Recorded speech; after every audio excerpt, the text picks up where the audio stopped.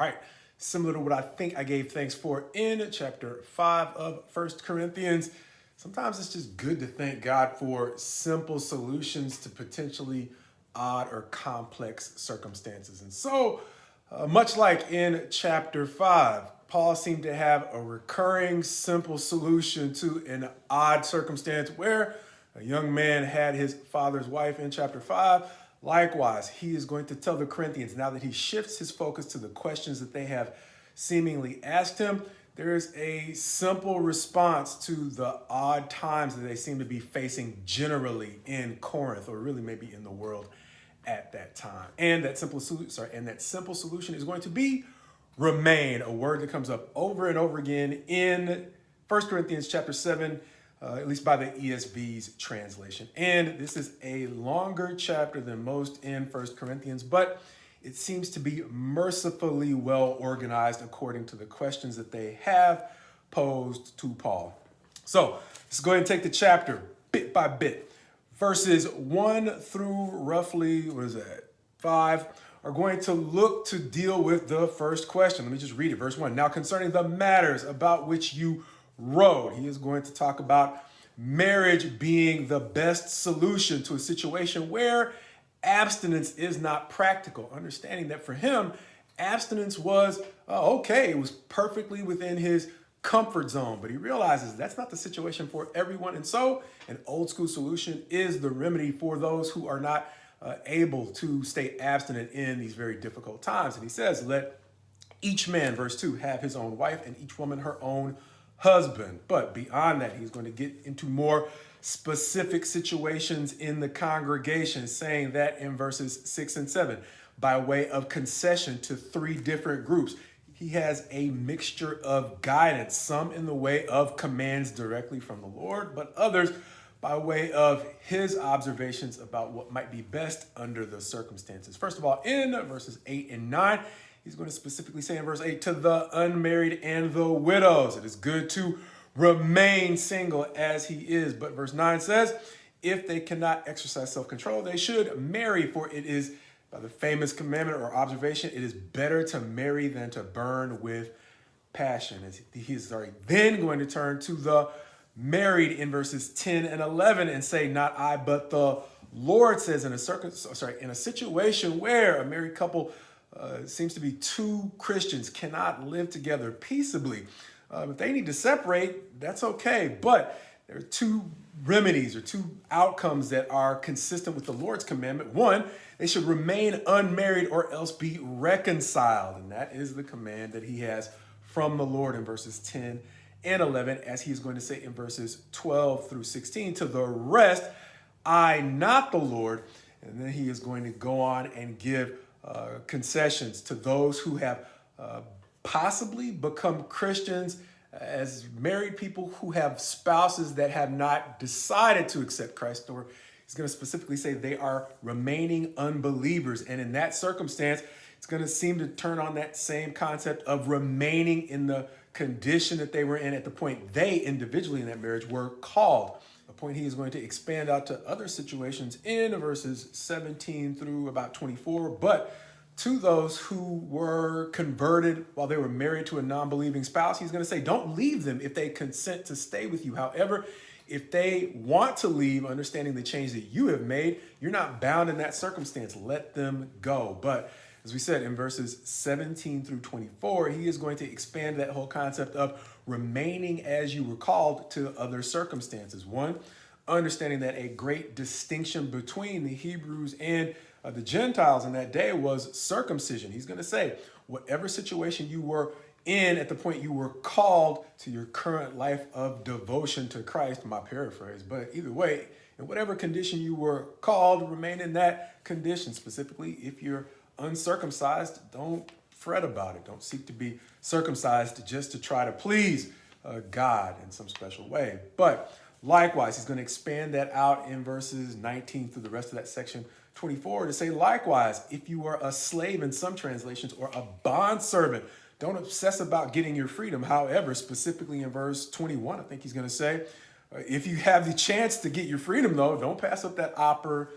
opportunity, as he is going to emphasize again in verse 24, in whatever condition each was called, there let him remain, our theme for this chapter, as he is then going to turn again to, I guess, some of his own advice, as he's going to say in verse 25, now concerning the betrothed, those who have not yet become married, but have been committed to marry a certain individual. He's going to say, I have no command from the Lord. But he is then going to go on to give his counsel. Once again, picking up that theme of remain in verse 26, he's going to say, it is good for a person to remain as he or remain as they are. And he's then going to go on to give the different specifics of not only why he's saying that, but he's going to go on to say in verse 22, verse 32, from verse 32 down to about verse 35, he's going to help them understand why he is giving them the counsel, not just blindly giving them extra rules on top of what God has commanded them to do. He's saying these things because specifically in verse 32, he wants them to be free from anxieties. And that is all in the context of backing up a verse to verse 31. The present order of things is passing away, he's going to say. And so because of that, he is trying to give them his counsel as to how they can live with the least number of anxieties, or specifically with the fewest unnecessary anxieties, understanding that life is going to be stressful enough. And he is not basically just making that up. Ultimately, historically, I think what ends up happening is by the time you get to AD 70, within about 50 years of this time, they're going to basically see the destruction of Jerusalem at the hand of the Romans. And that might not be what Paul was specifically talking about, but I've talked about from time to time, one of the comforting things in ministry is to see God actually, as he sometimes says, as he said through the prophets, to see him confirm the word of his servants. So it becomes clear that we're not just making things up, to the degree that we are trying to teach things, but we don't necessarily have the 100% certainty that we understand what's going on. It's good when God comes and confirms that to the degree we are genuinely trying to preach the truth of what he's called us to preach, that he confirms the things that we are saying, God willing, in a genuine commitment to try to teach exactly what it is that he is guiding us to say. And so with that, it seems that AD 70, the historical events, are going to confirm Paul's concern for the church at Corinth and for everybody. And he's saying that that's the context for his counsel in addition to God's commands in this chapter. And so when he says in verse 32, I want you to be free from anxieties, to me, that's huge. And it reminded me of the old saying, nobody cares how much you know until they know how much you care. And even though Paul is giving a number of rules in this chapter, he realizes, or seems to realize, that these rules mean more if people understand that he is motivated by a genuine concern for them having freedom from unnecessary anxiety, as we mentioned, in the perilous times ahead. As he is then going to go on to talk more to those betrothed in verses 36 through, I think it's 38, as verse 39 to the end of the chapter is going to shift the focus to those who may end up being widowed or widowers in the days ahead. Likewise, saying, verse 40, specifically talking to the widows, yet in my judgment, she is happier if she remains as she is, that is, single. But once again, he is not compelling that advice, understanding that he just wants them to be, again, as free from anxieties as possible in the difficult days ahead. And I guess that reminded me of, in addition to that whole concept of remaining in the circumstance that they were in at the point they were called to Christ, reminded me that in times when I've had to seek counsel or wisdom from older, wiser, more experienced folks, one of the things that's made it easier for me to accept that counsel has been understanding how much they care. And so when I see in Paul, in this chapter, one who is not simply giving God's commands and his own advice on top of God's commands, one who is valuing the freedom of others as much as he values his own, that consistency, or as we say now, keeping that same energy towards others as he has towards himself,